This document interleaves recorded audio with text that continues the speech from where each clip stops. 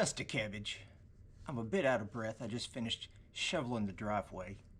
It is a very cold day here in the Kansas City area. So my mind started thinking about tours and gigs we've done that maybe I could share that are maybe from a warmer climate.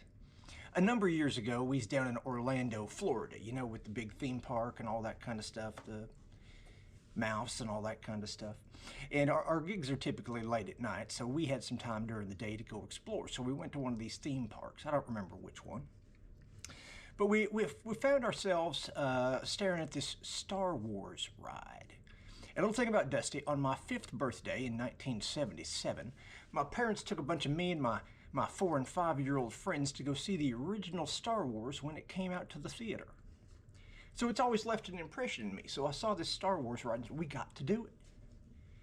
So we get in there, and it's like a big old box. It's a big metallic box with a bunch of seats, probably 70 seats or so inside. And the ride starts going, and there's a big screen, and the box starts moving like you're flying through space. And all of a sudden, Dusty started having some negative feelings. See, every once in a while, Dusty has motion sickness. So I started feeling it coming.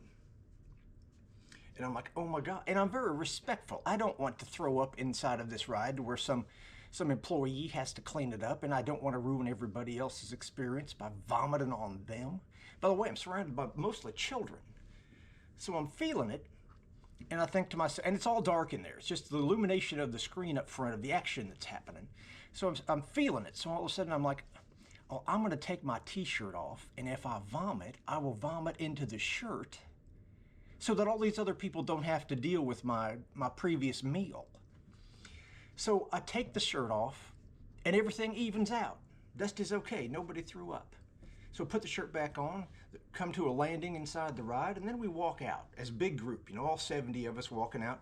And it gets mostly me and a couple of guys and a bunch of children are on this ride. And they have these big screen TVs and monitors all up that took still photos inside the ride. And there are all these parents gravitating toward a picture of me, or actually a picture of their children with a man with his shirt off in the middle of the ride. Dusty was mistaken to be a pervert. That wasn't the case at all.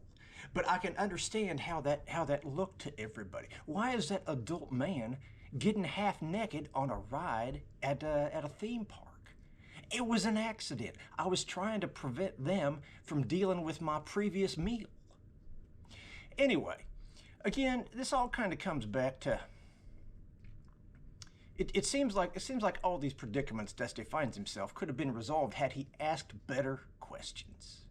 What happens on this ride? What kind of feelings am I going to have on this ride? There was probably a sign, and I just walked past it because I was so excited to see Darth Vader and all that stuff.